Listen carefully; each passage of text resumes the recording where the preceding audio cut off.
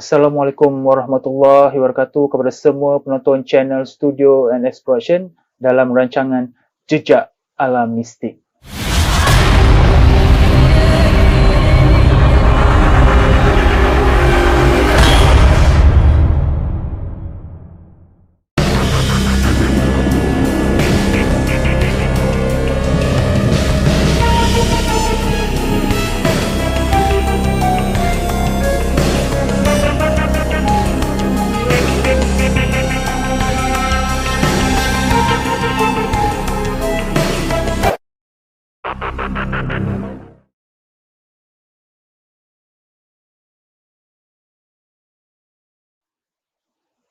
Saya, Nazri Saleh Osanda. Hari ini saya akan bawakan kepada anda kisah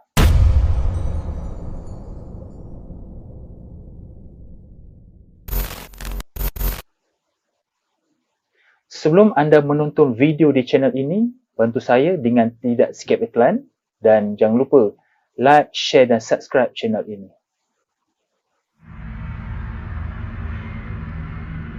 Kisah ini adalah pengalaman anak saudara saya sendiri yang berlaku pada tahun 2015, di mana ketika itu dia ingin melanjutkan pelajaran di sebuah kolej dari negeri Pantai Timur yang ada cawangannya di negeri Johor.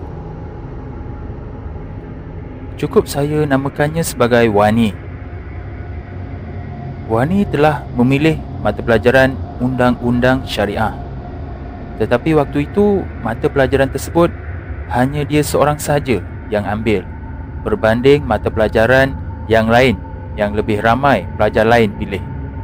Namun, kolej tersebut tetap terima walaupun hanya seorang pelajar saja pilih mata pelajaran tersebut. Ini sesuatu yang janggal, tetapi ini mungkin kebiasaan bagi pihak kolej tersebut. Setelah Wani diterima menjadi pelajar di kolej tersebut, dia telah memilih untuk ditempatkan di asrama bersama pelajar perempuan yang lain. Asrama kolej tidak jauh dari bandar dan dekat juga dengan kolej. Mudah bagi Wani dan rakan-rakan kolej untuk ke kelas nanti. Pelajar di cawangan kolej ini disediakan oleh seorang pensyarah yang bernama Puan Zu. Beliau yang memasukkan segala data transkrip dan rekod pelajar dimasukkan dalam sistem kolej. Beliau seorang yang baik dan sangat bertanggungjawab pada para pelajarnya. Asrama kolej terletak di sebuah taman perumahan teres sederhana dan ada 7 orang pelajar yang menginap di asrama tersebut. Cukup dengan keperluan air dan elektrik dan beberapa kemudahan lain yang pihak kolej sediakan. Kehidupan pelajar di asrama tersebut sangat menyenangkan dan mereka semua saling bergaul antara satu sama lain.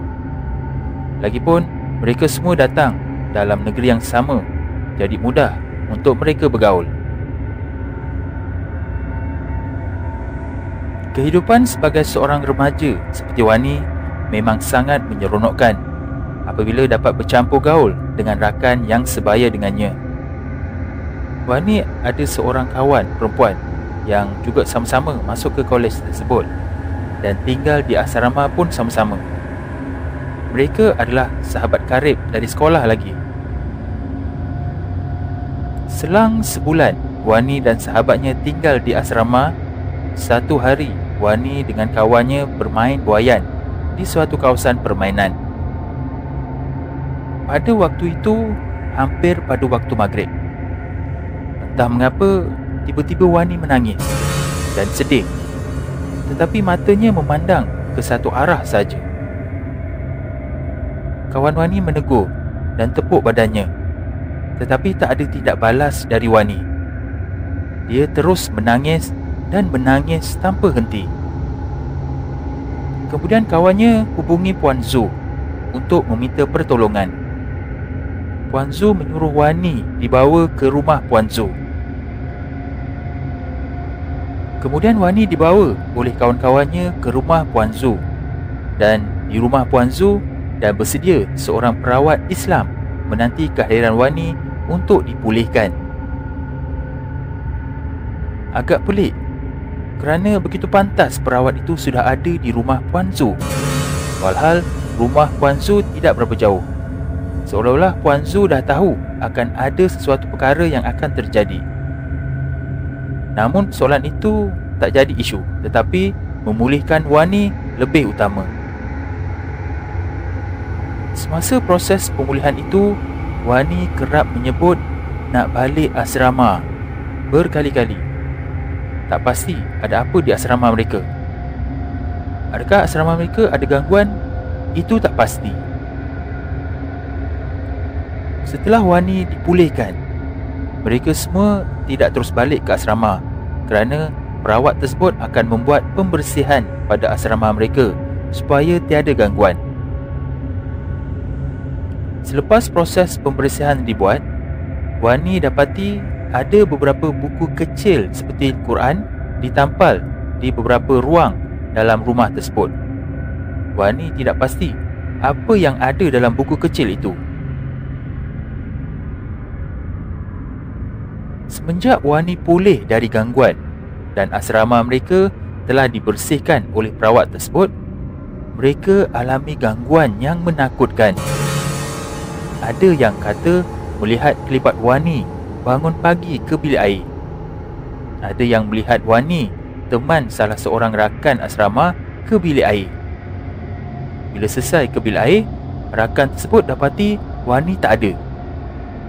Dan ada yang melihat kelibat Wani waktu malam sedang sembayang di depan pintu dengan sejadah terbalik. Semua cerita itu Wani nafikan kerana dia jenis yang sukar bangun malam dan tak pernah untuk ke bilik air pada waktu malam. Kalau macam tu, siapa yang mereka nampak malam tu?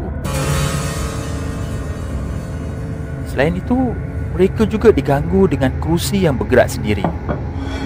Kerusi jatuh secara tiba-tiba. Meja bergerak sendiri. Pintu terbuka sendiri. Dan paling menakutkan, mendengar kuku yang panjang mencakar dinding sehingga ke pintu bilik mereka. Sejak dari kejadian tersebut, seorang demi seorang pelajar tidak lagi tinggal di asrama, sehinggalah yang tinggal hanya mereka berdua, Wani dan kawannya. Disebabkan terlalu kerap mereka diganggu, Wani semakin tertekan. Lalu dia merentap semua buku kecil yang perawat letak di dalam asrama itu. Apabila dibuka, Wani dapati ia adalah beberapa tulisan Jawi yang tak difahami disertakan dengan lakaran tengkorak.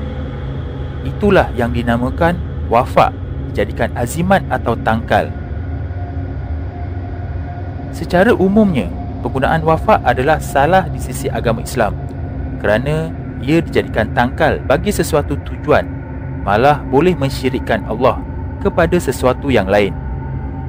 Yang terbaik adalah gunakan kalimah ayat suci Al-Quran untuk meminta perlindungan dari Allah. Penggunaan wafak seperti ini akan menambahkan lagi masalah, terutama pada gangguan. Bukan menghalau atau mengurangkan, tetapi makin menambahkan banyak lagi gangguan pada asrama tersebut. Keesokan harinya, Wani bawa wafak tersebut dan ditunjukkan kepada Puan Zu untuk buktikan kenapa asrama mereka semakin terus alami gangguan disebabkan kerana wafak ini. Puan Zu akui bahawa penggunaan wafak ini salah dalam ajaran agama Islam. Puan Zu sendiri tidak tahu kenapa perawat tersebut gunakan kaedah wafak ni. Kemudian wafak tersebut dibuang dan dibakar demi akidah Islam dan supaya tiada lagi gangguan. Cawangan kolej yang Wani belajar ini baru beroperasi 2 bulan. Dan ini bermakna baru 2 bulan Wani belajar di sini. Namun, berita di mana kolej di cawangan Wani belajar ini akan ditutup kerana masalah kewangan.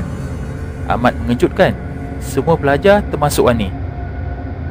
Ini kerana sebelum Wani terima tawaran belajar di kolej ini, Wani telah buat sedikit kaji selidik berkaitan kolej tersebut. Berdasarkan rujukan di internet, didapati kolej ini berada di tahap pencapaian terbaik, malah miliki aset yang besar dan hebat, termasuk miliki pesawat persendirian. Disebabkan itu, Wani dan keluarganya berkeyakinan untuk menerima tawaran tersebut. Namun apabila berita cawangan ini akan ditutup, memang sangat mengejutkan. Lalu Puan Zu memujuk para pelajar untuk menghabiskan semester di kolej pusat yang terletak di negeri Pantai Timur. Kata Puan Zu, untuk habiskan semester hanya tinggal lagi 6 bulan saja. Jadi sayang kalau tak habiskan semester yang tinggal sedikit masa lagi ni. Kena sabar. Pada mulanya Wani tak nak tinggal jauh dengan keluarga kerana Johor dan negeri Pantai Timur sangat jauh. Bimbang kalau apa-apa berlaku. Tapi bila difikirkan semester tidak lagi banyak, Wani dan kawannya berubah fikiran dan mereka sepakat untuk habiskan SEM tersebut di sana. Hanya 4 orang pelajar sahaja dari cawangan tersebut termasuk Wani yang bersetuju untuk habiskan SEM di sana. 2 perempuan dan 2 lelaki. Wani dan sahabat yang lain diberitahu oleh Puan Zu untuk ke Pantai Timur, keluarga tidak perlu hantar, tetapi pihak kolej akan urusan penghantaran pelajar menggunakan van. Puan Zu juga berjanji dengan pelajar di asrama di sana telah disiapkan dengan semua keperluan asas, termasuk streka. Jadi pelajar hanya perlu bawa baju saja sudah memadai. Apa yang diceritakan oleh Puan Zu cukup indah dan menarik, sehingga pelajar yang dengar pun tak sabar hendak ke sana.